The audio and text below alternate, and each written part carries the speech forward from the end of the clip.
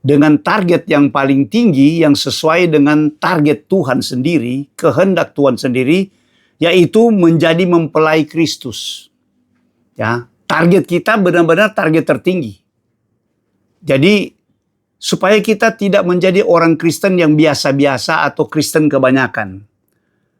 Kita sadari bahwa kekristenan hari ini di tengah-tengah kekristenan yang duniawi, di tengah-tengah gereja yang merosot bila dibandingkan dengan gereja awal, tetapi Tuhan sementara mulai memulihkan. Jadi, walaupun di tengah-tengah umat Kristen yang mayoritas, itu hanya di bawah standar, saya boleh katakan di bawah standar ilahi, karena mereka belum melihat atau belum memahami, atau dengan kata lain seperti yang dikatakan Nabi Hosea, ya, bahwa benar-benar kita ini tanpa pengenalan yang benar kepada Tuhan, ya, itu kita akan sulit untuk mempersiapkan diri dengan tepat dan benar. Itu sebabnya pemahaman terhadap firman Allah yang tepat dan benar, itu tandanya akan memberikan kita gairah, ya, api di dalam batin. Sehingga daya tarik dunia itu makin hari makin pudar di hadapan kita. Sedangkan daya tarik ilahi, daya tarik surgawi itu akan semakin kuat. Ya. Kita akan melihat dunia fana ini dengan segala kemajuan dan kecanggihanmu sekalipun, itu tidak ada apa-apanya. Apalagi kalau kita memasuki kitab terakhir dalam Alkitab, yaitu kitab Wahyu, saudara akan mulai sepertinya berada di dunia yang berbeda dengan dunia yang sementara kita pijak hari ini. Nah, malam ini setelah 2 pertemuan awal di tanggal 3 dan tanggal 10, saya mengambil topik atau berbicara langsung pada hal-hal yang menjadi perhatian manusia hari ini, termasuk orang-orang Kristen. Bahwa kita sementara melihat hal-hal yang dilakukan Tuhan untuk menggenapi semua yang telah dikatakan. Ya, seperti Roma 9 ayat 6 katakan bahwa firman Tuhan tidak mungkin gagal. Kemudian dia katakan pada ayat 28, Tuhan akan melakukannya sempurna dan segera. Dan inilah waktu di tengah-tengah banyak berita, banyak hal yang ditampilkan juga di media sosial, tetapi bagi kita, orang-orang percaya yang rindu untuk mendapatkan sudut pandang ilahi, sudut pandang ilahi yang ditopang dengan kebenaran firman yang kuat. Jadi Alkitab melengkapi Alkitab, ayat melengkapi ayat, pasal melengkapi pasal. Tidak perlu dilengkapi dari luar, karena kebenaran yang ada di dalam Alkitab ini sangat memadai. Membuktikan bahwa firman Allah ini benar-benar tepat. Dan benar, juga pasti. Sebagaimana Yesus datang pertama, menggenapi nubuatan-nubuatan para nabi dengan sangat akurat. Begitu pula, menjelang Yesus datang kedua, keakuratan itu sudah mulai kelihatan. Ya. Jadi kalau 10 tahun atau beberapa puluh tahun yang lalu mungkin masih agak samar-samar. Tapi setelah kita memasuki abad ke-21, sepertinya saya katakan penggenapan-penggenapan ini seperti saling berlomba. Saudara mungkin baru melihat bagaimana peristiwa di Kairo dari sekian puluhan negara yang turut serta di dalam pembicaraan perdamaian antara Palestina dan Israel. Itu sebenarnya hanya satu panggung awal. Tetapi kita sudah mulai melihat penggenapan tentang orang Yahudi. Jadi di dalam Alkitab kita lihat bahwa ada 3 kelompok, ya. Kalau dari sisi selain alam dan manusia, di bagian manusia, di pandangan Tuhan ada 3 kelompok. Yaitu orang Yahudi, non-Yahudi, dan bangsa-bangsa lain. Non-Yahudi itu bangsa-bangsa dan jemaat Tuhan. Jadi kalau saudara dan saya membaca di dalam 1 Korintus 10, ya, saya mengawali ini, supaya ini sangat penting bagian ini juga, supaya kita memahami dengan dasar firman, ya. 1 Korintus pasal 10, itu ayat yang ke-32, ya, 1 Korintus 10 ayat 32, di situ pembagian ini atau di mata Tuhan hanya ada 3 kelompok, ya, dari manusia. Dia katakan begini, ayat bagian B saja, saya selalu persingkat, baik orang Yahudi atau orang Yunani, yaitu non-Yahudi, maupun jemaat Allah. Jadi sebenarnya ada tiga golongan manusia. 3 kelompok manusia di hadapan Tuhan. Yaitu Yahudi, non-Yahudi yaitu bangsa-bangsa yang bukan Yahudi termasuk kita ini, dan jemaat Allah. Jadi jemaat Allah itu punya kedudukan tersendiri. Ya. Dan Yahudi juga punya kedudukan tersendiri. Nah, di dalam 3 kelompok ini, hari ini penggenapan firman di akhir zaman sementara bergerak sama. Baik penggenapan terhadap bangsa Yahudi maupun penggenapan terhadap bangsa-bangsa yang lain juga secara khusus bagi jemaat Tuhan. Orang percaya, pengikut Kristus. Nah, baru-baru kita melihat bahwa ada pembicaraan perdamaian. Itu bagian yang akan menggenapi semua nubuatan tentang bangsa Yahudi. Jadi kalau kita singgung seperti minggu lalu, kita sudah bicara tentang menyinggung sedikit Antikris dan Bait Suci. Nah, hari ini kalau sekian puluh tahun yang lalu orang masih samar-samar, penuh dengan asumsi-asumsi, tafsiran-tafsiran. Tapi kalau hari ini kita sudah melihat begitu benar dan tepat, Tuhan menggenapi. Jadi banyak kali kan kita kadang-kadang merohanikan. Tapi sebenarnya firman Allah ini penggenapannya 2 dimensi. Secara hurufiah, secara lahiriah atau secara fisik, dan juga secara rohani. Jadi itu sama, dia menggenapi. Ya, jadi di sini kita melihat 3 kelompok ini. Jadi saudara boleh simpan bagian ini bahwa supaya kita melihat, waktu kita melihat penggenapan tentang satu peristiwa, kita akan lihat, oh ini melibatkan 3 kelompok sekaligus. Ada yang 3 kelompok, ada yang khusus bagi mereka. Nah, jadi kita malam ini saya memberi judul mau bicara tentang penuaian akhir zaman. Kita sudah menyinggung pada pertemuan pertama tentang orang-orang yang tak terhitung banyaknya yang ada di Wahyu pasal 7. Saya sudah katakan bahwa walaupun awal, pertemuan awal, saya langsung masuk di topik utama, ya. Saya akan masuk di berupa topik per topik. Tetapi melibatkan bagian-bagian firman Allah khusus dalam kitab Wahyu yang paling banyak. Nanti kita akan masuk pada eksposisinya, ya. Dan kita akan melihat itu merupakan cross. Kita akan dapat melihat ketepatan dan kebenaran. Tidak akan ada kontradiksi, ya, dari ayat-ayat yang kita akan bicarakan. Kiranya Tuhan juga memberi pewahyuan bagi kita semua supaya kita benar-benar makin tahu apa yang harus kita lakukan. Kalau saya pribadi melihat kadang-kadang bergetar, melihat bagaimana waktu kita mulai mendalami, wah, sesuatu yang ilahi, ya. Sepertinya kita berada di satu suasana yang berbeda, ya, dengan tempat kita sementara berpijak di dunia ini.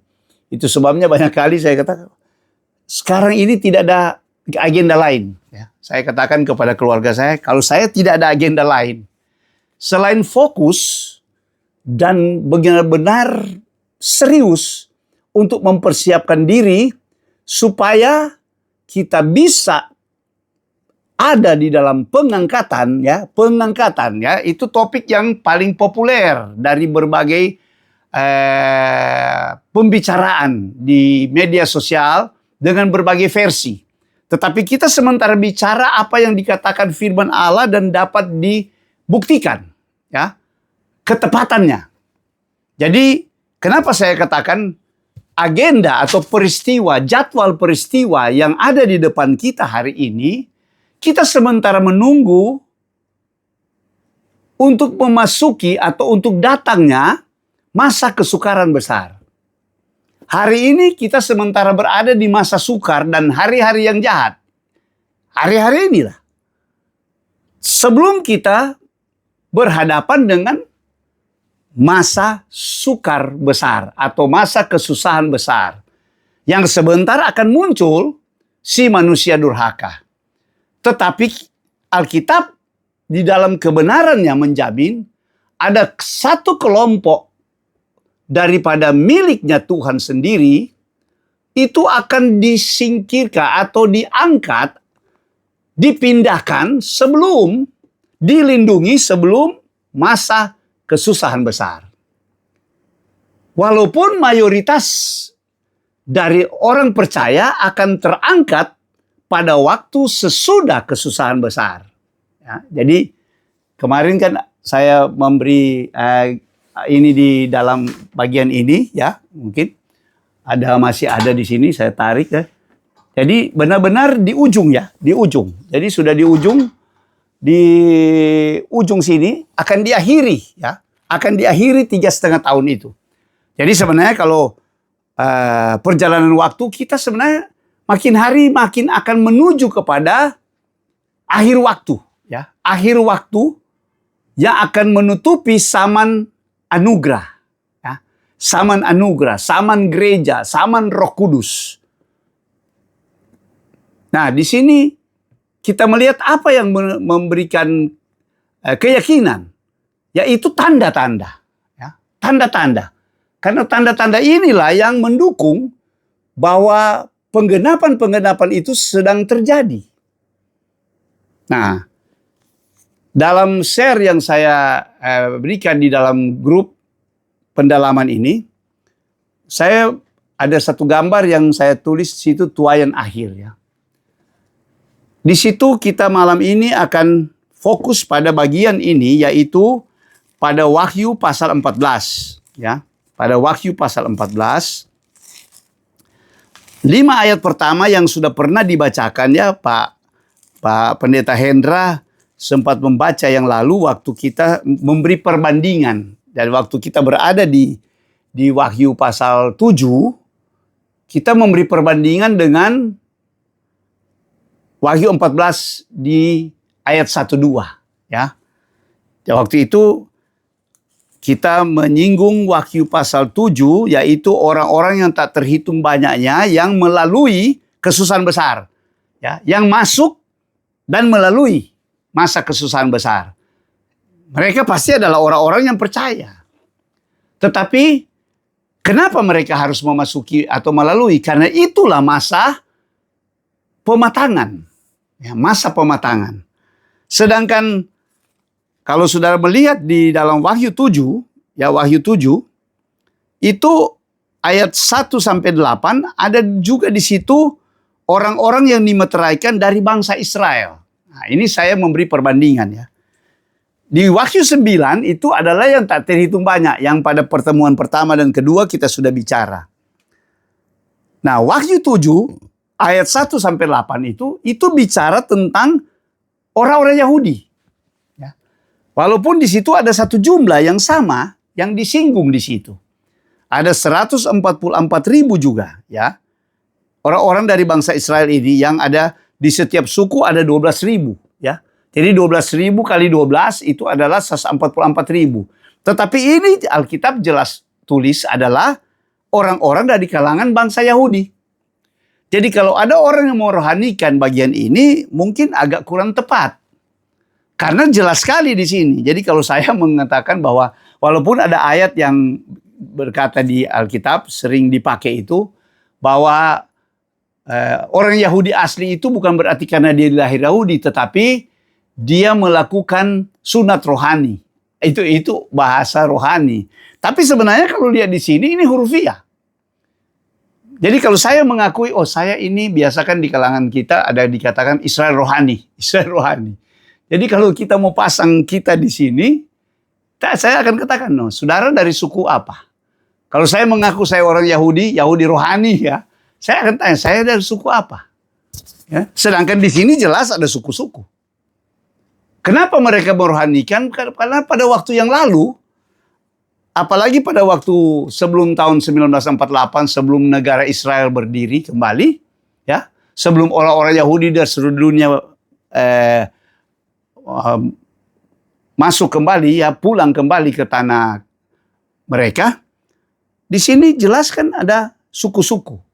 Suku-suku ini dianggap waktu Israel tercerai-berai, itu termasuk orang-orang menganggap itu mereka sudah hilang, ya, udah tidak jelas lah. Sampai waktu membaca bagian Wahyu 7 ini, orang cenderung merohanikan. Sepertinya agak mustahil akan kembali Israel dan boleh berkumpul dengan jumlah yang seperti ini, 140 orang, padahal setiap suku hanya 12.000. Sampai mereka merohanikan. Tetapi kalau kita lihat, ini benar-benar memang orang-orang Yahudi. Ini penggenapan khusus bagi orang Yahudi. Nah, di sini berbeda. Nah, ini saya sengaja menyinggung dulu ini karena ingin memberi perbandingan. Berbeda dengan yang di pasal 14. Ya, di pasal 14 kita sudah lihat bahwa di situ juga dibilang bahwa ada 144.000. Tetapi narasinya kan sangat berbeda, ya. Kalau di dalam pasal 7 itu jelas ditulis ada 12.000 dari suku-suku Israel itu, suku Ruben, suku Gad, suku Asher, suku Yehuda, itu jelas. Tapi kalau di 14 di judulnya atas saja sudah ditulis begini, anak domba dan pengikutnya yang ditebus. Jadi ini bukan khusus untuk orang Yahudi. Tapi ini benar-benar satu kelompok yang khusus dan posisi mereka di ayat 1-2 dari pasal 14 ayat 1-5 ini benar-benar bukan di bumi. Nah, jadi mari kita membaca ayat 1-5 ya. Seperti biasa saya minta tolong dari teman-teman yang di dalam grup boleh membaca 5 ayat ini. Biasanya Pak Gembala, Pak Hendra yang selalu ya. Tapi kalau ada yang lain mau sukarela silakan. Pasal 14. Wahyu 14 ayat 1-5. Wahyu 14 ayat 1-5. Anak domba dan pengikut yang ditebusnya.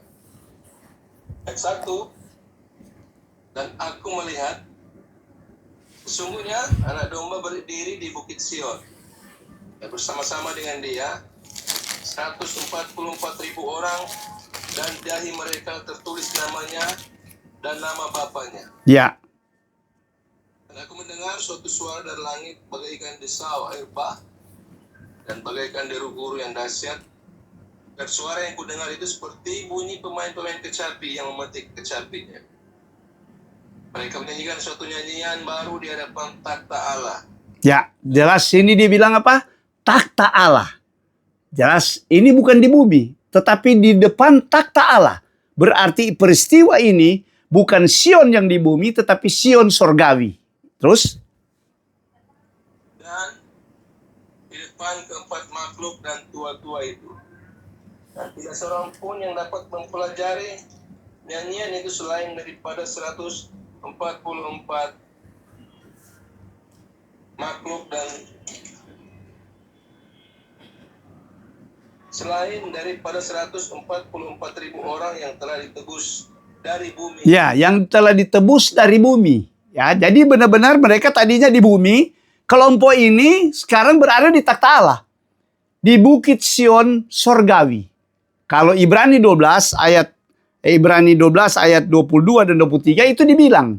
Nanti kita baca juga, karena ini penting melengkapi ini.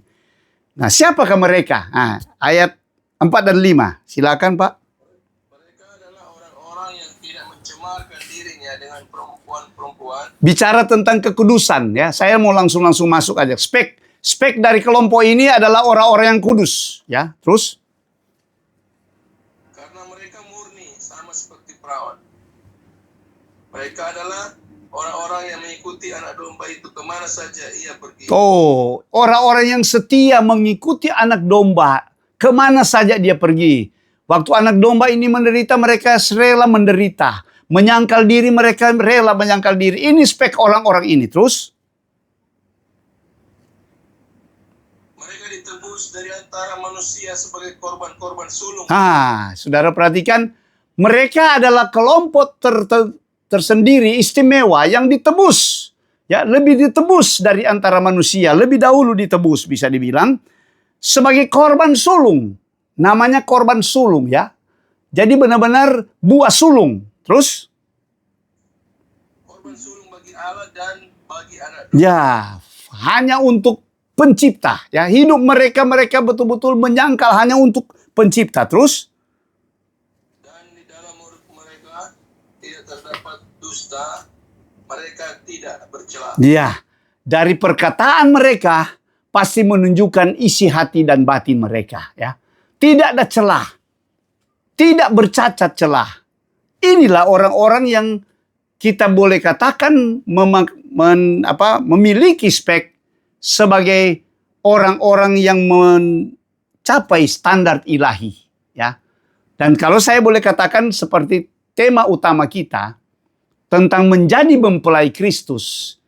Spek orang-orang ini adalah spek mempelai Kristus. Calon-calon mempelai Kristus. Tapi mereka sekarang di dalam dimensi ilahi, Yohanes melihat mereka sudah berada di Bukit Sion, di takhta Allah. Ini kelompok istimewa, kelompok privilege, ya, yang mendapat satu keistimewaan. Bukan karena Tuhan pilih kasih atau pilih-pilih siapa yang akan digolongkan seperti tidak. Mereka adalah orang-orang yang berani membayar harga, ya. Membayar harga seperti yang ditulis pada ayat 4 dan 5. Ini spek mereka, ya. Jumlah 144.000 adalah angka penggenapan atau angka genap, ya, angka lengkap. Ya, angka lengkap selengkap-lengkapnya.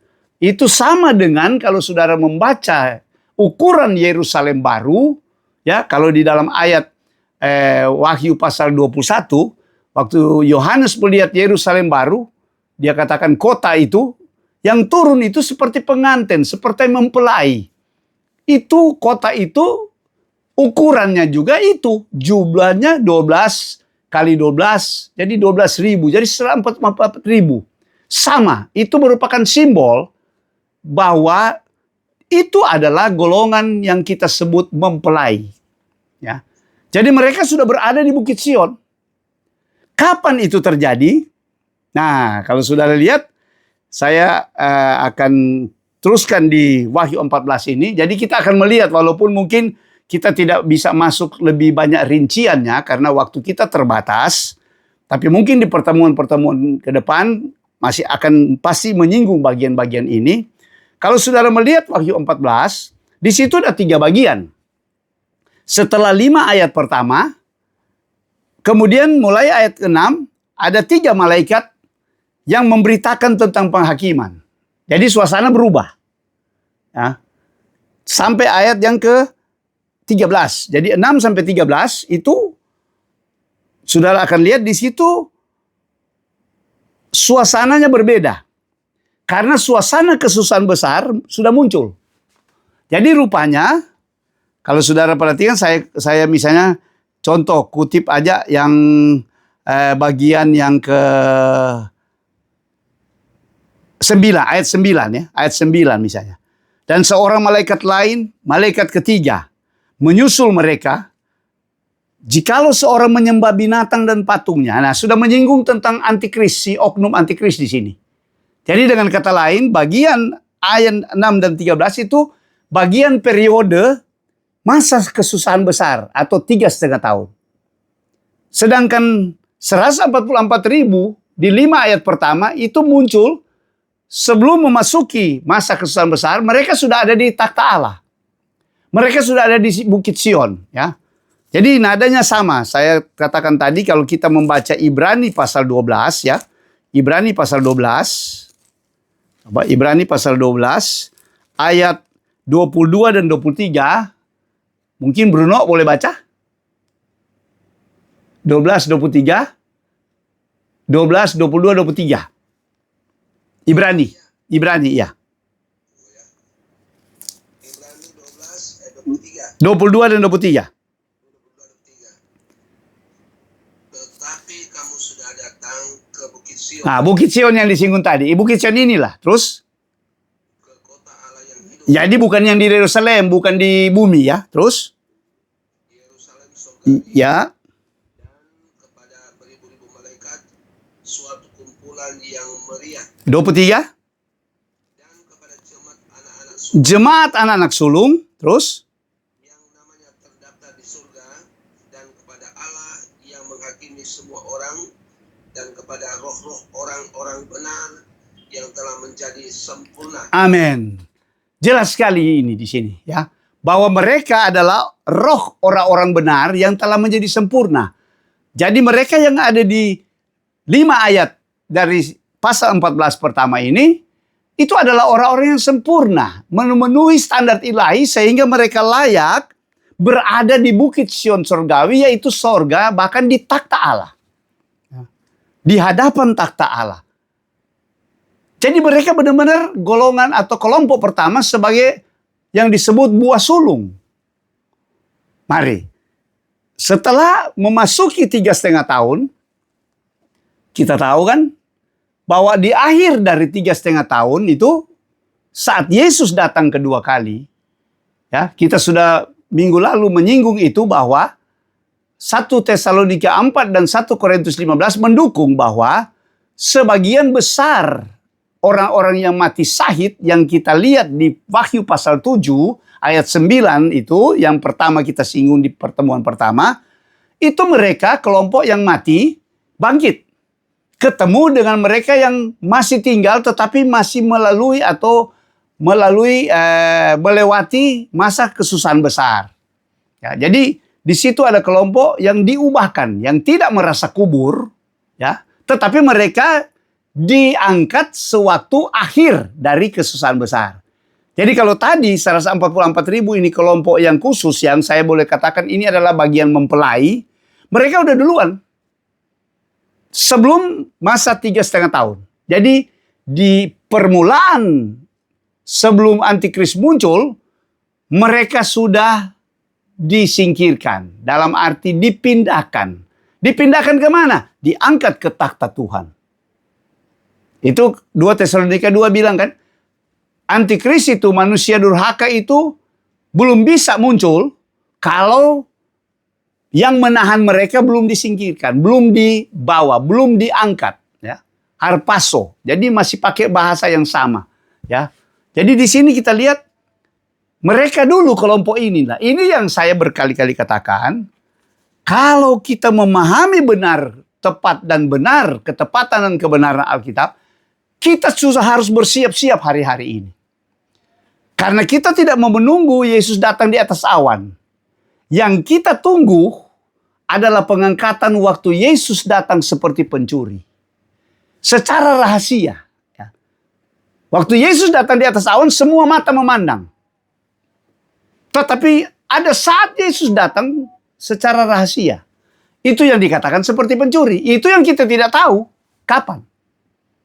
Tetapi pasti kalau kita lihat kebenaran Alkitab, bahwa ini akan terjadi seperti yang dikatakan Injil Matius dan Lukas, yang sementara ada yang tidur, ada yang satu diangkat dan satu ditinggalkan. Nah, jadi kalau kita lihat di Matius 24 dan Lukas 17, itu seperti itu. Ya. Ada yang sementara menghilang, ada yang sementara tidur, ya. Di situ dikatakan ada yang sementara di ladang, ya. Jadi tiba-tiba ada yang diangkat, ada yang ditinggalkan. Ya, ditangkap, taken out. Jadi diangkat, dipindahkan. Nah, mereka inilah yang dari berbagai firman Allah yang akan dilindungi atau diluputkan Tuhan. Ya, minggu lalu saya sudah baca Lukas 21, kan? Dia katakan berjagalah dan berdoalah supaya kamu luput dari apa yang akan menimpa penduduk bumi. Supaya kamu tahan berdiri di hadapan anak manusia. Nah, mereka inilah 144.000 yang berdiri di hadapan takhta Allah, di hadapan anak manusia. Mereka udah duluan. Ya, mereka yang dilindungi seperti yang dikatakan Wahyu pasal 3 ayat 10 kepada jemaat Philadelphia.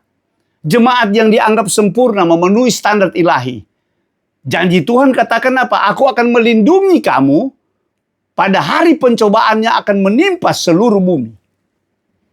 Jadi jelas kelompok ini adalah kelompok yang merupakan korban sulung. Ya, Ibrani katakan tadi korban sulung. Anak-anak sulung atau yang matang lebih awal. Nah, jadi di sini setelah kita menyinggung bagian pertama dari pasal 14, kita juga sudah memberi posisi waktu dari sebelum kita memasuki masa penghakiman dan antikris ya di pasal 6 sampai ayat 6 dan 13, kita akan melihat bagian akhir dari Wahyu 14 ini. Bagian akhir dari Wahyu 14 adalah dengan judul seperti yang digambar yang saya sharing di grup itu, penuaian akhir zaman. Di sini judulnya tuaian. Tuaian di bumi, ya. Tuaian di bumi. Di ayat 14 sampai ayat 20 itu menyinggung tuaian. Ya. Jadi berarti kalau ada musim menuai, ya, ada penuaian, berarti ada pertama menabur. Ya kan? Menabur baru menuai. Menabur baru menuai, kan begitu. Jadi di sini kita lihat di dunia ini kalau kita baca Matius 13, ya saya menulis tadi di sini ayat-ayat itu memang ya dari Wahyu 14 dan Matius 13 itu ada cerita terkenal yang saya tahu saudara pasti sangat mengetahui bagian itu karena sering dihotbahkan. Jadi bicara tentang penabur, ya kan? Dia menabur, ya. Dan pertama saya sudah menyinggung tentang tanah, jenis tanah, ya. Dia menabur. Ada 4 jenis tanah kan di situ. Tanah yang baik, yang berbatu, yang berduri, ya kan? Yang di tepi jalan, ya. Jadi yang di situ tak pasti yang paling unggul adalah tanah yang baik, ya. Tanah yang baik.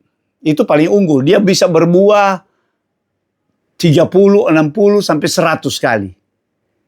Nah, di situ berarti penabur di situ dikatakan adalah anak manusia.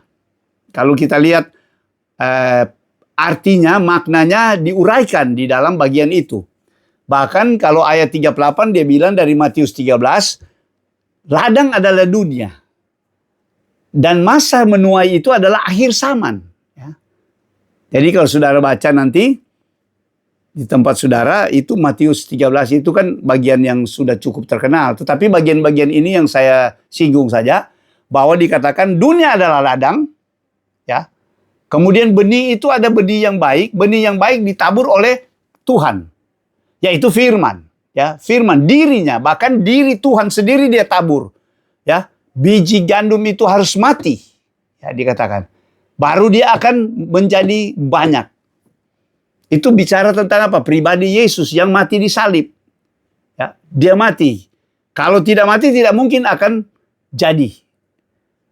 Dia bertumbuh, berbuah. Nah di situ. Sedangkan ada juga penabur lain dikatakan yang menabur lalang. Ya, kalau Yesus menabur gandum benih yang baik, itu menabur lalang. Menabur lalang siapa? Si iblis. Ah, waktu menuai akhir zaman. Jadi waktu menuai dua-dua akan dituai ini, akan panen. Panen raya adalah kapan? Di akhir zaman. Kapan panen raya itu terjadi? Di masa mana? Di masa 3,5 tahun ini. Periode. Itu sebabnya masa ini memang direncanakan oleh Tuhan. Di akhir sebagai saringan, ujian terakhir sebelum penghakiman terjadi.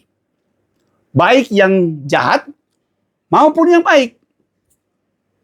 Jadi tidak salah, mereka yang tidak masuk dalam pengangkatan sebelum masa kesusahan besar, mereka harus melalui seperti yang di Wahyu 7, untuk apa? Supaya mereka dimatangkan di situ.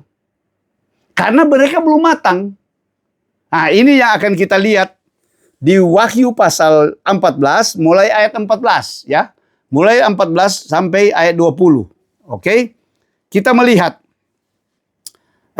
ada judul tuayan di bumi. Ya, boleh siapa yang boleh bantu baca bagian 14 16 dulu ya. 14 sampai 16, 3 ayat dulu. Baru bisa sambung ke 17 sampai 20.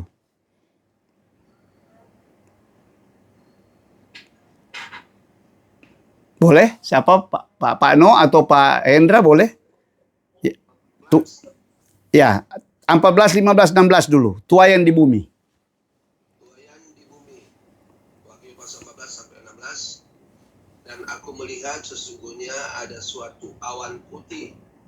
Dan di atas awan itu duduk seorang seperti anak manusia. Ya, jelas. Ya. Ini adalah Tuhan sendiri terus.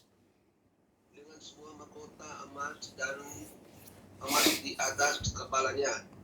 Dan sebilah sabit tajam di tangannya. Ya, jadi di sini Tuhan anak manusia bertindak seperti seorang petani. Ya, petani mau menuai. Saya sudah singgung di pertama bahwa Tuhan dengan caranya dan dengan statusnya di kitab Wahyu ada beberapa. Ya, ada datang Tuhan menggambarkan seperti seorang pencuri, seorang mempelai pria, kemudian seorang petani, hakim dan raja. Nah, di sini seperti petani, ada sabit di tangan. Terus 15. Maka keluarlah seorang malaikat lain dari bukit suci, dan ia berseru dengan suara nyaring kepada dia yang dulu di atas awan itu, ayunkanlah sabitmu itu dan tuailah, karena sudah tiba saatnya untuk menuai, sebab tuayan di bumi sudah masak. Dan ia yang duduk di atas awan itu mengayunkan sabitnya ke atas bumi, dan bumi pun dituailah. ya, amin. Sampai situ. Ini bagian 3 ini disebut tuayan gandum. Ya. Jadi benar-benar yang dimaksudkan tuayan tentu adalah bukan benar-benar gandum hasil tani, tetapi jiwa manusia. Jadi di sini tibalah seperti yang dikatakan Matius 13, waktu menuai adalah akhir zaman. Jadi di sini adalah tuayan jiwa-jiwa atau kelompok yang pertama, tuayan gandum. Berbeda di ayat 17 sampai 20, di situ tuayan anggur. Jadi di sini kata kuncinya adalah masak. Atau saya sudah katakan di awal, kematangan, matang. Jadi mereka adalah waktu Tuhan datang di atas awan, ya. Tuhan datang di atas awan, kalau di dalam perjanjian lama, di dalam bait suci, itu tuayan buah sulung, ya. Buah sulung di kitab Keluaran Imamat ditulis, buah sulung itu yang masak pertama, ya. Itu adalah orang-orang yang di Wahyu 14 tadi yang ayat 1 sampai 5. Itu masak pertama. Ya, buah sulung. Mereka tidak berada di lumbung, tetapi mereka ada di bait suci, dibawa ke bait suci. Dibawa ke bait suci, ya. Gitu. Itu beda. Sedangkan kalau yang tuayan berikutnya, tuayan panen raya, ya. Jadi di sini dikatakan tuailah, sebab apa? Sebab tuayan di bumi sudah masak. Jadi bagian yang pertama yang di pasal 14 ini, yang ayat 1 sampai 5 itu sebelum kesusahan besar. Tetapi bagian yang 14 sampai ayat yang ke-20 ini adalah bagian sesudah kesusahan besar kalau dilihat dari sisi waktu. Nah, di sini saya boleh katakan sebagai panen raya. Ya. Kenapa? Sudah masak, sudah harus dituai. Jadi tanda kalau itu suatu panen akan sudah bisa dipanen, tandanya masak, matang. Kalau belum matang, belum bisa dipanen. Nah, itu sebabnya bicara tentang kematangan, ya ayat-ayat Alkitab banyak bicara itu. Tapi kalau saya baca satu-satu, nanti kita waktu agak terbatas ya dalam penyampaian materi ini. Sebab sebentar akan buka juga tanya jawab yang bisa. Nah, di sini kita lihat kematangan yang pasal ayat 4 dan 5 itu orang-orang yang matang. Mengikuti anak domba, dia menyangkal diri, ya. Beda dengan orang-orang yang sempat masuk di dalam kesusahan besar. Berarti saat itu mereka belum matang. Saat waktu itu tiba, ya, hanya yang matang yang dibawa dulu ke takhta Allah. Jadi kalau kita mau sebagai orang percaya yang ada di ujung akhir zaman menjelang Yesus datang, kita benar-benar harus fight totalitas untuk benar-benar kita masuk pada peristiwa jadwal yang paling pertama yang ada di hadapan kita. Yaitu pengangkatan orang percaya yang istimewa, yang berkualitas. Istilah saya grade A. Ya, kalau bicara tentang kualitas A. Ini kualitas A. Ya, yang di 5 ayat pertama yang di Bukit Sion ini kualitas A. Sedangkan kualitas B dan C, ya, kira-kira itu masuk di dalam masa kesusahan besar. Ada yang mati syahid, ada yang dilindungi tetapi akan diubahkan pada akhir. Ya, pada akhir. Nah, mereka lah yang mendapat bagian di dalam tuaian sewaktu Yesus datang di atas awan. Nah, kalau saudara perhatikan kan tadi dikatakan anak manusia itu duduk, ya, ada suatu awan putih di atas awan. Itu yang dikatakan Tuhan datang di atas awan. Dia menuai mayoritas orang percaya. Ya. Mayoritas orang percaya yang dikatakan tak terhitung banyaknya. Jadi disinilah saya boleh katakan KKR yang terbesar atau pertobatan yang terbesar di seluruh sejarah manusia itu terjadi di masa akhir kesusahan besar. Karena jiwa-jiwa yang selamat melebihi daripada jiwa-jiwa yang binasa. Saya boleh katakan begitu. Berarti itu kemenangan bagi Tuhan. Itu berita kekalahan bagi setan. Walaupun setan berusaha dengan antek-anteknya, antikris dan nabi-nabi palsu, untuk membinasakan sebanyak mungkin orang. Sampai banyak yang murtad, dikatakan banyak yang murtad. Banyak murtad, tapi masih kalah banyak dengan yang diselamatkan Tuhan. Haleluya. Ini kabar baik. Sekaligus memang peringatan keras bagi orang Kristen kebanyakan, mayoritas. Ya, karena ternyata mayoritas itu nanti terangkat, dituai, waktu dia matang waktu sudah terakhir. Sekarang dia masih santai lah, duniawi lah, nggak masalah, ya kan? Karena mereka tidak menyadari. Mereka pikir kalau masa itu datang, ya pokoknya bagaimanapun ya ada yang percaya bahwa kita akan langsung terangkat. Jadi dia tidak mempersoalkan dia memenuhi syarat nggak terangkat gitu. Dia memenuhi spek yang seperti Wahyu 4 dan 5 tidak. Ya, juga seperti Lukas 21 tadi, berdoa dan berjagalah. Kemudian seperti jemaat di Philadelphia, mereka bertekun menuruti firman dan menantikan Tuhan dengan rindu. Itu spek orang-orang yang benar-benar totalitas dengan Tuhan sebelum kesusahan besar. Nah, Tuhan sementara menantikan. Ya, itu yang sangat menentukan kedatangan Tuhan. Kalau di 2 Petrus 3 dikatakan, hai kamu yang mempercepat kedatangan Tuhan. Jadi Tuhan itu sebenarnya sudah ingin datang, ya, sudah ingin menjemput. Tetapi apa? mempelai wanitanya belum siap. Belum genap jumlahnya. Nah, jadi saya rasa 44.000 itu angka simbolis, tapi itu ada Tuhan saja yang tahu berapa jumlah yang ditetapkan Tuhan. Ya. Jumlah itu harus genap. Begitu juga jumlah orang-orang yang mati syahid. Kalau saudara baca di Wahyu 6 ayat 11, ya, waktu mereka yang sudah mati syahid lebih dulu berkata kepada Tuhan, Tuhan, kapanlah Engkau membalaskan darah kami kepada mereka yang diam di bumi? Tuhan kan katakan di dalam ayat 11 pasal 6 Wahyu, tenang, ya, sabar. Kita masih menunggu kawan-kawanmu, ya, supaya genap jumlah orang-orang yang mati syahid. Kapan dia tunggu? Itulah di kesusahan besar.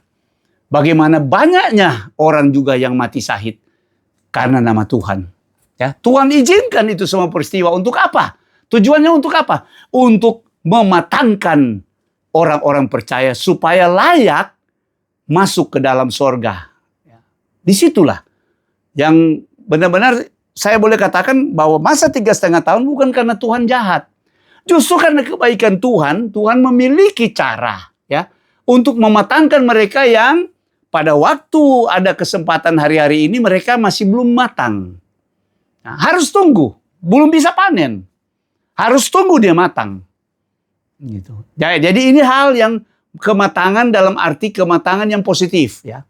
Yang untuk mereka yang disebut tuaian keselamatan. Itu sebabnya di sini bilang tuaian keselamatan. Kalau di pasal ayat 17 sampai 20 itu bukan tuaian keselamatan, sama-sama nuai. Sama-sama menuai. Ini di tuaian anggur, ya. Ya, kita selesaikan saja 17 sampai 20. Boleh tolong baca 4 ayat berikut. Dan seorang malaikat lain. Boleh? Bu Hendra atau siapa? Bu.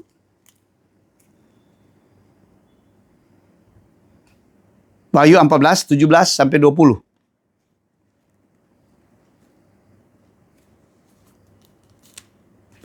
Boleh? Siapa, Bruno? Boleh? Siapa? Iya. Pasal 14 ayat 17. Dan seorang malaikat lain keluar dari bait suci yang di surga. Juga padanya ada sebilah sabit tajam.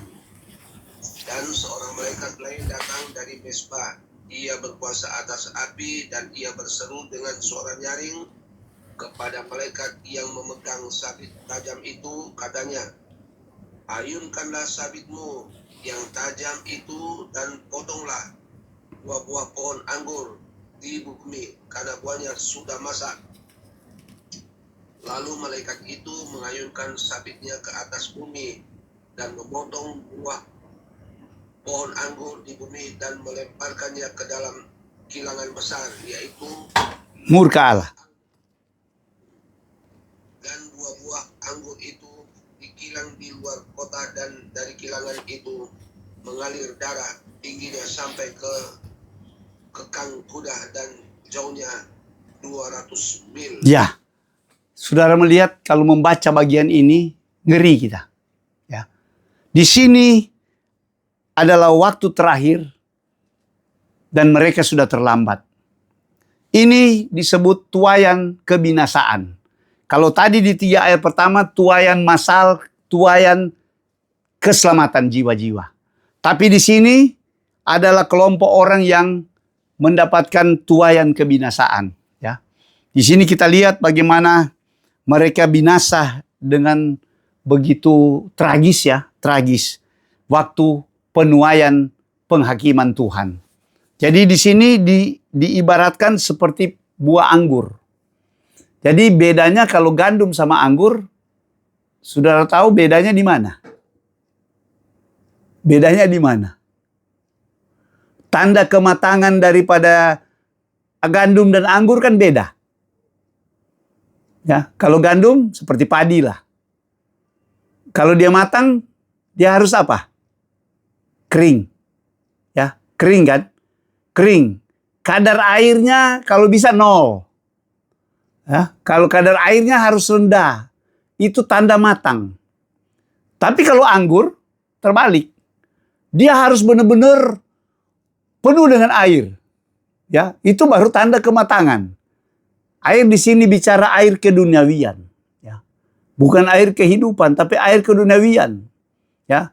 Di sini orang-orang percaya yang layak untuk masuk dalam pengangkatan nanti, itu adalah orang-orang yang tidak mengandung unsur air duniawi lagi. Sedangkan kejahatan hari ini juga bertambah-tambah. Ya. Sama diibaratkan seperti anggur. Air keduniawian makin hari makin banyak, ya. Makin banyak sampai benar-benar dia matang. Nah, tanda dia masak adalah di kematangan. Yang satu untuk dibinasakan, yang satu untuk diselamatkan. Jadi dari bagian Wahyu 14 yang kita bahas hari ini, kita dapatkan kronologis juga dari sisi waktu. Ya, peristiwa dan waktu atau waktu dan peristiwa. Di mana bagian pertama dari Wahyu 14 menunjukkan kelompok yang menjadi mempelai, yang mengalami penyingkiran atau pengangkatan di awal atau sebelum masa kesusahan besar. Baru terjadilah kesusahan besar di ayat 6 sampai ayat 13. Ya. Sampai di situ kalau saudara baca ayat yang terkenal yang sering dihotbahkan di kedukaan itu, di ayat 13 kan sering ayat itu kalau orang meninggal mereka khotbahkan bagian itu. Ya, 14 ayat 13. Tapi kalau dari sisi dimensi waktu, itu masih pengendapan ayat ini secara full ada di depan kita. Ya, bukan orang per orang. Tapi di sini dia bilang kan, yang penting ayat 12 bilang di dalam pasal 14, waktu di suasana 3,5 tahun itu, masa kesusahan besar, yang penting di sini ialah ketekunan orang-orang kudus yang menuruti perintah Allah dan iman kepada Yesus. Ya, jadi dua kelompok di situ ada di sini sebenarnya menyinggung seperti saya katakan tadi adalah orang Yahudi dan jemaat Kristus, ya, pengikut Kristus. Dua kelompok yang menjadi sasaran daripada antikris dan pengikutnya. Dia katakan mereka yang ada di situasi itu di dalam masa kesusahan besar itu hanya bisa bertahan kalau mereka tekun. Ya, yang penting tekun. Tetapi dan aku mendengar suara dari sorga, ayat 13 berkata, tuliskanlah, berbahagialah orang-orang mati yang mati dalam Tuhan sejak sekarang ini. Sejak kapan? Sejak itu. Sejak di masa kesusahan besar. Mereka apa? Mereka mati syahid. Banyak yang mati. Mereka boleh beristirahat dari jela mereka karena segala perbuatan mereka menyertai mereka. Jadi di sini benar-benar mereka ditentukan dengan sikap hati mereka. Dengan pilihan akhir mereka. Ya, karena mereka berada di kesusahan besar di masa antikris. Yang saya sudah katakan pada pertemuan sebelumnya, bahwa masa itu masa yang sangat mengerikan. Kita tidak bisa pandang enteng, pandang remeh hari ini. Harus benar-benar kita menyadari hari ini sejak awal. Tetapi kalau kita memang merindukan kita dilindungi Tuhan, diluputkan Tuhan. Bukan karena kita takut masuk situ, tetapi karena kita mengasihi Yesus. Ya, kita harus menjadi orang-orang seperti yang mengikuti anak domba itu kemana saja dia pergi. Ada kesetiaan di situ, ada kekudusan di situ. Ya, dan kita matang secara ilahi. Air keduniawian kita kering. Ya, kita malah bergairah sangat dengan Tuhan. Tidak ada cacat celah. Dan kalau saudara menyadari, itulah sebenarnya rencana kekal Allah. Tidak ada target yang lain. Ya, saya sudah menyinggung yang lalu juga Roma 8. Ya. Roma 8 ayat yang paling terkenal yang sering dipakai orang Kristen untuk apa? Untuk diterapkan di hal-hal yang fana. Di hal sementara. Tapi sebenarnya tidak tepat dan benar itu. Kalau saudara membaca Roma 8 ya, ayat terkenal. Ya, saya ingin kita baca lagi Roma 8 walaupun saudara sudah hafal mungkin. Ayat 28 sampai 30 kan bagian itu, Roma 8 ya. Itu ada di dalam konteks pengharapan anak-anak Allah Ya itu bayangkan, itu konteks, bukan konteks duniawi, bukan konteks dunia fana. Ini konteks hal-hal yang bernilai kekal. Hah? Ayat 28 ayat terkenal kan, dia bilang, kita tahu sekarang bahwa Allah turut bekerja dalam segala keadaan, ya, dalam segala sesuatu untuk mendatangkan kebaikan. Jadi itu Tuhan bergerak, ya, di dalam segala kondisi bagi mereka yang mengasihi Dia, yaitu mereka yang terpanggil sesuai rencana Allah. Itu yang saya katakan rencana kekal Allah itu.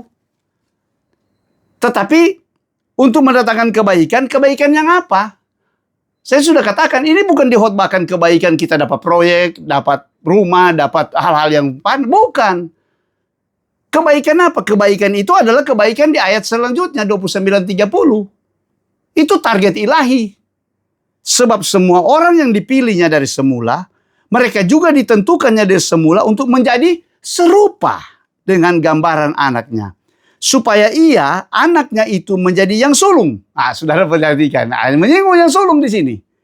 Di antara banyak saudara. Ya. Kita juga orang-orang yang dia nantikan sebagai yang sulung. Dan mereka ditentukan dari semula. Mereka juga dipanggilnya. Dan mereka yang dipanggilnya, mereka dibenarkannya. Dan mereka yang dibenarkannya dimuliakan. Jadi yang ayat 28 itu yang sering kita pakai hanya untuk urusan duniawi yang sementara. Itu bukan itu sebenarnya. Untuk ini. Mendorong kita ya. Tuhan pasang badan kalau istilahnya. Untuk supaya apa? Kita menjadi serupa dengan Dia. Itu target ilahi. Tidak ada nilai fana di sini. Ini nilai kekal. Untuk apa? Supaya Tuhan sesuai dengan rencana kekalnya. Itu menjadikan kita orang-orang yang dimuliakan. Begitu. Jadi benar-benar saya katakan waktu Yesus datang sebagai pencuri tidak cari barang yang tidak berharga. Tapi pencuri mencari barang yang berharga. Kita yang tadinya bejana dari tanah liat, kita kan terbuat dari tanah liat. Kita harus diubahkan, ditransformasi, diubahkan menjadi seperti Yesus, menjadi seperti batu permata.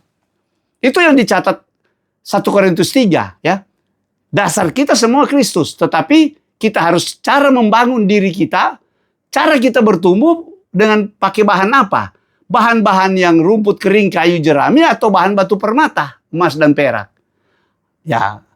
Jadi kalau pencuri datang, Yesus datang seperti pencuri, dia tidak angkat ini yang kayu kering ini, ya, jerami.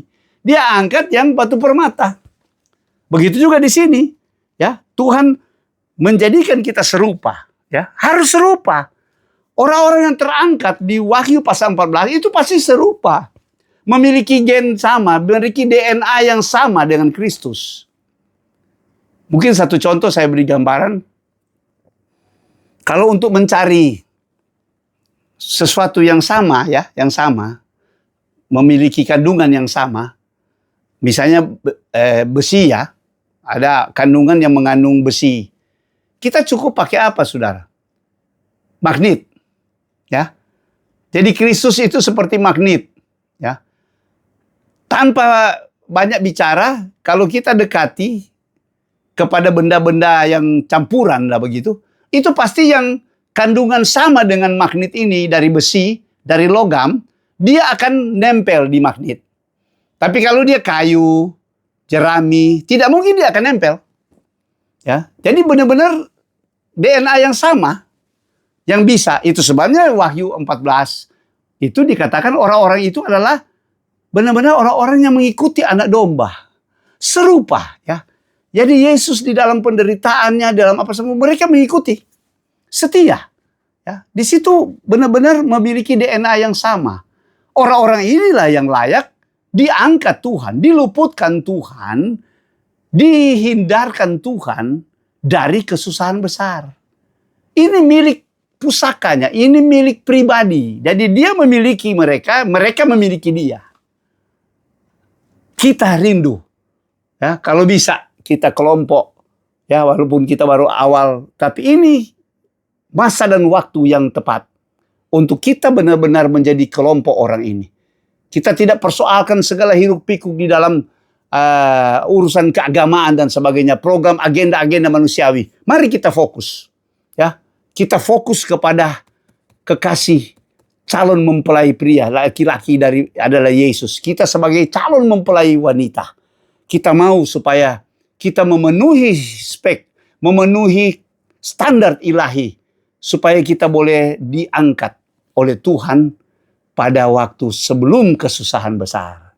Kita lihat panggung sementara disiapkan, tinggal menunggu hari hanya. Dan semua itu ada dalam pengendalian Tuhan. Semua ada dalam kedaulatan Tuhan, ya. Tetapi kita sudah lihat peristiwa-peristiwa apa yang akan mengkondisikan itu terjadi. Ya, dari minggu lalu kita sudah katakan bahwa ini harus diangkat dulu. Ya. Yang menahan ini harus diangkat, dipindahkan dulu. Baru dia boleh diizinkan Tuhan. Kenapa?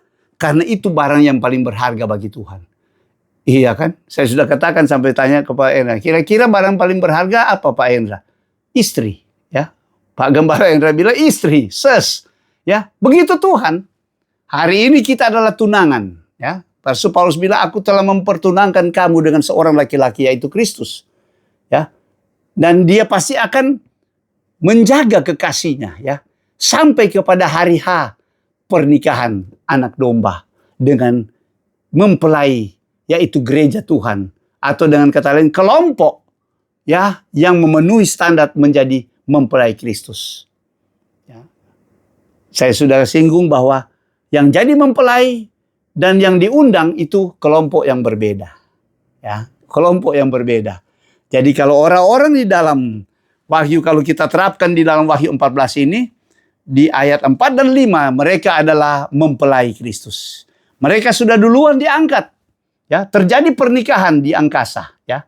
Terjadi pernikahan di dalam sorga. Itu ada pernikahan di dalam sorga, itu di takhta Tuhan, ya, pernikahan ilahi. Tentu kita jangan pikir seperti pernikahan manusia, ya. Itu pernikahan terjadi dalam sorga, ya, pribadi, bersifat pribadi. Pestanya berikut. Pestanya kapan? Pestanya waktu di tuaian masal, ya, ayat 14-16 tadi kita baca. Tuaiannya masak, mereka akan diangkat sesudah kesusahan besar. Mereka diangkat apa? Sampai di angkasa, ketemu di angkasa. Ya, di situ mereka berpesta.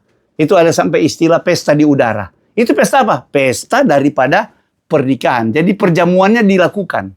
Pernikahan terjadi lebih dulu di Wahyu 19 ayat 7, ya. Waktu pengantin sudah siap berarti pengantin sudah ada di situ. Pengantin duluan, ya. Sedangkan dunia belum kiamat, sudah boleh bilang di suasana saat itu kalau kita lihat. Ya, jadi sebentar saudara boleh, saya rindu seperti saya katakan bahwa apa yang kita bicarakan ini saudara boleh membaca kembali, ya, mematangkan apalagi kita Wahyu ini. Wah, saudara akan masuk pada dimensi yang berbeda, ya. Kita tidak akan menjadi orang Kristen yang biasa-biasa, dan kita tidak akan mudah terpengaruh dengan apapun kemajuan dan kecanggihan daripada dunia ini. Karena apa? Kita memiliki sesuatu yang bernilai sangat tinggi, ya. Bernilai mulia, ya. Dan itu yang disiapkan Tuhan. Yang dari semula dikatakan, dari semula, bukan sejak dunia diciptakan, sebelum dunia diciptakan Tuhan sudah merencanakan itu. Itu hebatnya. Itu taruh dalam hati kita. Supaya benar-benar kita melihat dunia ini seperti barang rongsokan. Tidak sebanding dengan kemuliaan yang Tuhan siapkan di dalam sorga. Dan kita akan masuk pada peristiwa-peristiwa besar itu dalam waktu yang dekat. Ya. Kalau melihat tanda-tanda hari ini, saudara akan melihat Tuhan. Ya, kalau saya pribadi, saya sudah katakan yang lalu, saya hitung-hitung kalau dia tambah 10 tahun, ya. Lalu Tuhan peristiwa itu tiba, oh masih hidup, masih nggak sempat mati, ya. Tuhan kalau tua itu hak Tuhan kan, Tuhan mau izinkan, ya, kabulkan lah, ya. Kalau saya pribadi, saya katakan biar saya sudah cuci darah, ya, ini masih boleh normal, new normal ini, ya. Saya masih kalau Tuhan karena Tuhan masih sanggup, ya, tambah 10 tahun. Ya. 40 tahun, tidak rasa kubur, ya, tidak merasa kubur, tidak mati, ya, terangkat sebelum kesusahan besar, ya kan? Karena tidak sampai ujung di depan kita diperah, bukan Paskah. Jadi itu dasar firman yang kuat. Sebabnya saya sangat bergairah. Ya.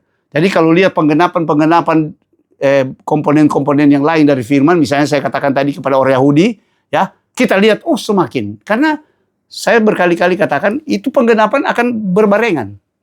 Berbarengan semua. Ya, berbarengan. Yang positif dan negatif berbarengan.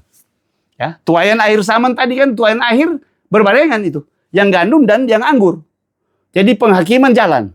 Itu sebabnya masa itu masa yang tidak ada tandingannya kengeriannya. Karena saya sudah katakan, di situ kemarahan manusia, pemberontakan manusia yang paling brutal ada di zaman itu, di saat 3,5 tahun. Ya, segala macam. Kemudian iblis dengan geram turun ke bumi. Waktunya dia merasa sudah singkat, dia betul-betul brutal. Ya, kuasa-kuasa neraka dia pakai semua. Kemudian murka Allah. Lebih hebat lagi. Ya, murka Allah. Begitu. Jadi memang masa yang tidak pernah ada sebelum dan sesudah itu tidak akan ada, kata firman Allah. Itu siksaan yang besar, siksaan yang dahsyat, kata Tuhan. Ya, kalau bagi orang Yahudi, Yeremia 30 katakan itu masa kesusahan bagi Yakub. Ya, 2/3 akan binasa, hanya 1/3 yang bertahan. Itu kata Sakaria. Itu jelas sekali. Itu ada ukuran-ukurannya, ya. Dan hebatnya disitulah keakuratan dari firman Allah. Ya, semua saya lihat sangat tepat dan benar. Tidak ada sedikit pun deviasi, ya. Ada sedikit meleset, tidak, tepat dan benar. Dan itulah yang kalau kita meneliti atau mendalami lebih jauh, kita akan merasa roh kita terbakar, ya. Gairah kita. Firman Allah yang tepat dan benar akan mempengaruhi batin saya dan saudara. Pasti. Dan itu akan mempengaruhi cara kita mengiring Tuhan. Cara kita mau setia dengan Tuhan. Cara kita menjaga kesucian Tuhan. Cara kita hidup benar di hadapan Tuhan. Karena apa? Bukan karena siapa-siapa. Tetapi karena Tuhan sendiri. Dia sanggup untuk menjaga saya dan saudara sampai kedatangannya. Kalau hari ini saya sering ucapkan sendiri, saudara, bahwa apa yang dikatakan 1 Tesalonika 5 ayat 23 itu ayat pribadi saya, ya. Katakan, semoga roh, jiwa dan tubuhmu terpelihara sempurna sampai pada waktu kedatangan Tuhan. Ya. Jadi kalau saya bilang sampai pada waktu kedatangan Tuhan mengangkat saya sebelum kesusahan besar. Tuhan bisa jaga roh, jiwa, tubuh kita, ya. Tuhan bisa, ya, semua dengan cara-cara yang ajaib bagi Tuhan, ya. Kalau saya cuci darah, Tuhan masih kasih kekuatan, stabil, normal, itu berarti penjagaan Tuhan. Hebat, kan? Saya bisa masih boleh sharing dengan saudara kebenaran-kebenaran firman Allah, masih ada pewahyuan-pewahyuan yang Tuhan berikan. Itu keyakinan pribadi saya. Saya percaya saudara juga Tuhan punya cara porsi masing-masing bagi kita semua. Amin. Saya akhiri di sini pemaparan materi. Silakan boleh sambung kalau ada yang ingin ditanyakan.